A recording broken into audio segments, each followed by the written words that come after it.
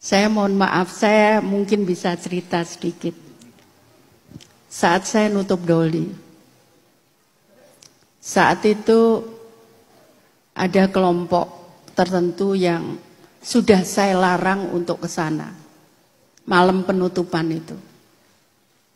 Karena saya tidak ingin, saya adalah umarok. Itu tanggung jawab saya. Tiba-tiba mereka datang dengan membawa panah. Sementara orang-orang doli bawa celurit, bawa arit, bawa macam-macam. Saat itu saya jelaskan ke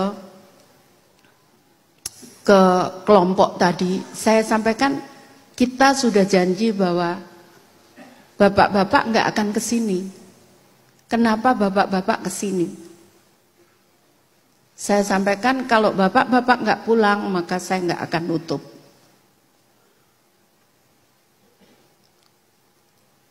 Yang aneh saat itu, kelompok doli tidak melihat saya. Kalau saya ada di tengah-tengah. Jadi posisi saya ada di tengah-tengah, yang satu bawa panah, kelompok itu yang lain bawa celurit dan macam-macam. Saya tidak bisa dilihat oleh mereka. Bahkan saya dibilang mereka masuk ke radio bahwa Bu Risma tidak berani datang. Padahal saya sholat maghrib di Islamic Center, kemudian saya ada di situ menjelaskan kepada mereka.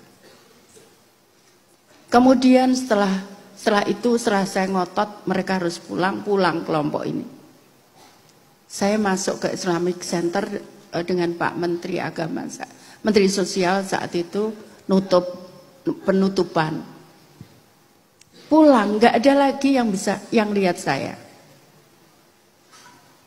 Saya keluar, semua nanya wartawan, Bu Risma di mana? Loh tadi lewat di sebelahmu. Jadi tadi yang saya sampaikan, yang disampaikan pelajaran Gus Idam tentang luman, itu saya ngalami itu. Saya ngalami kejadian itu. Saya bukan siapa-siapa, saya seorang umarok saya dari seorang PNS. Kemudian saya dicalonkan, saya tidak pernah meminta jadi wali kota, bahkan berdoa saja saya tidak berani. Saya tidak berani karena saya tahu ini berat. Berat jabatan ini. Karena itu saya tidak pernah mendaftar. Ini saya ajarkan sama Mas Heri juga. Saya tidak pernah mendaftar dan saya tidak berani berdoa untuk jadi. Biarkanlah, saya percaya bahwa di lautan mahfud sana sudah ditetapkan bahwa siapa akan jadi wali kota, siapa akan jadi gubernur. Saya tidak berani meminta karena tanggung jawabnya berat, Bapak Ibu sekalian. Berat sekali. Tadi disampaikan soal bagaimana luman. Saya jam 5 pagi habis sholat subuh, saya cari jadi wali kota maupun jadi menteri. Saya selalu muter cari, kadang-kadang ketemu orang yang saya juga, kalau 5:30 di Jakarta tuh masih gelap. Tiba-tiba ada seseorang bangun matanya segini, saya kaget. Saya pikir apa, ternyata dia manusia silver yang suka badannya dicat. Nah dia kena iritasi matanya sehingga bengkak. Langsung saya bawa ke kantor saya kasih makan 3 piring habis, padahal perempuan. Mungkin sudah berapa hari nggak makan. Saya bawa ke rumah sakit, ternyata dokter itu nyampaikan, untung hari ini nyampe, kalau besok saja dia sudah buta. Jadi tadi yang disampaikan itu betul di dalam oleh Gus Idam itu. Saya coba belajar itu. Kadang-kadang saya dapat uang dari kantor, tidak bawa pulang ke rumah karena habis saya bagi untuk itu. Jadi saat saya maju, saya sampaikan, ini gimana, saya bilang itu, mau suruh daftar, wong duit aja nggak gablek.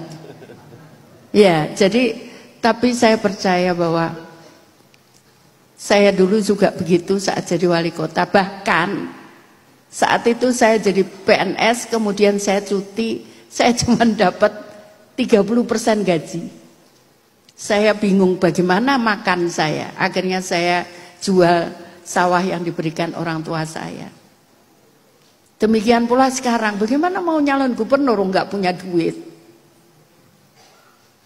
Tapi saya percaya, saya diyakinkan oleh Mas Don itu. Bu, nggak apa-apa, kita nggak punya uang, tapi Allah kita maha kaya. Ya, jadi itu yang saya yakini. Saya yakini Gus Han juga, saya telepon, leres toh Bu. Ya Gus, mosok saya pernah bohong. Ya saya suruh budal-budal, suruh pulang-pulang, saya juga nggak tahu.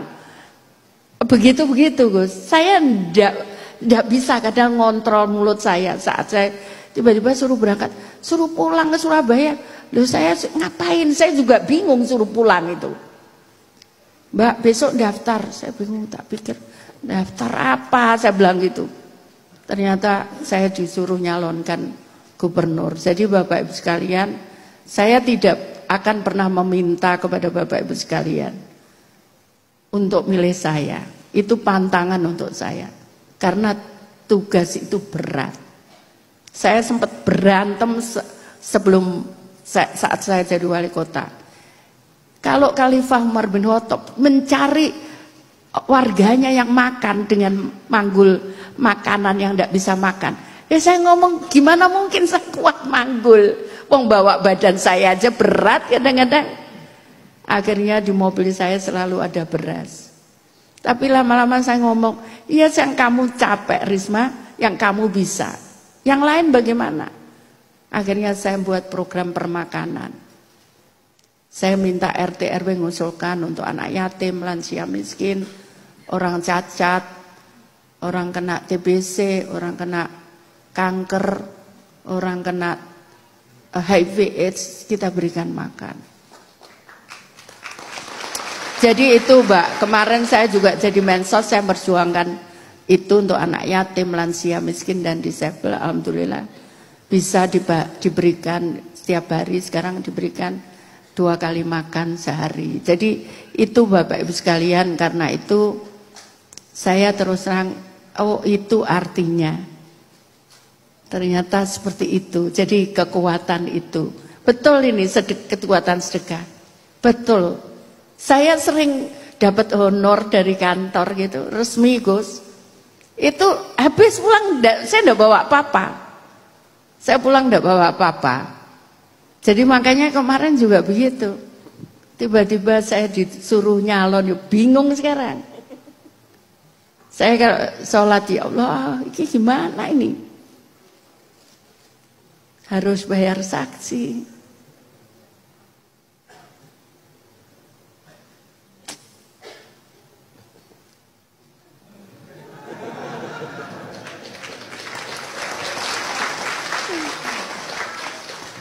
Begitu.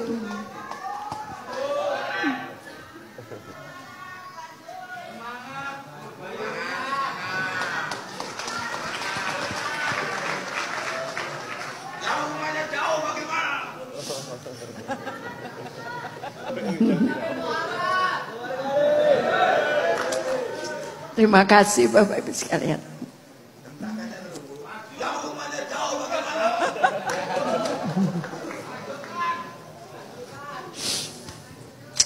Saya mohon maaf.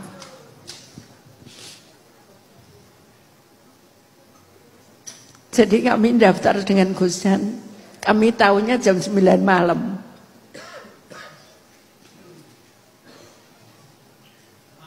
Besoknya disuruh daftar. Di jalan saya juga bingung. Ini ya opo gitu. Tapi insya Allah Allah maha kaya. Itu Bapak Ibu sekalian, sekali lagi saya mohon maaf. Saya percaya bahwa pasti Allah akan memberikan jalan kepada saya. Meskipun saya juga nggak tahu jawabannya yang hari ini seperti apa. Jadi itu Bapak Ibu sekalian, saya hanya mohon doanya, mudah-mudahan saya kuat. Karena besok pagi saya harus ke Gresik, terus habis itu ada acara, terus saya harus ke Sumenep. Insya Allah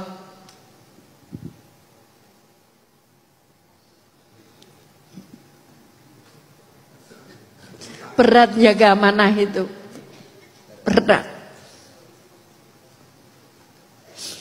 Saya jam 2 malam saya keluar, kalau hujan saya enggak peduli. Kadang mobil saya belum datang, saya naik taksi. Sendiri, saya enggak takut. Saya ke rumah pompa sendiri, saya enggak takut. Saya jadi menteri sosial, naik perahu kiri kanan saya buaya, di atas ular, saya enggak takut. Saya sampaikan, waktu nutup doli pun saya sudah pamit. Kalau saya mati, insya Allah saya akan mati syahid dan nggak usah ditangisi. Dan itu selalu saya lakukan saat saya pergi ke luar Jawa.